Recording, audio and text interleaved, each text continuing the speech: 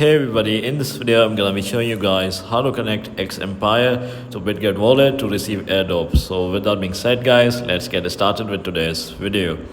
So first of all, you just have to download the Telegram application on your iPhone or Android device if you haven't already.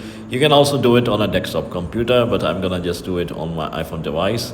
So I've already downloaded Telegram and logged into my account. And I'm just gonna search for XEmpire.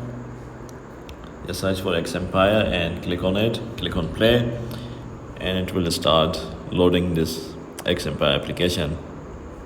So once you have loaded XEmpire, just click on connect wallet here, then just click on view all wallets, and then you just have to click on Bitget Wallet. And if you just click on yes, then you can just follow the simple prompts that will be on your screen. And this is how you connect XEmpire to your Bitget wallet to receive AirDrop. So yeah guys, this is how you do it. If you found this video to be somewhat helpful, then consider subscribing. With that being said guys, I'll see you in the next video very soon. Peace.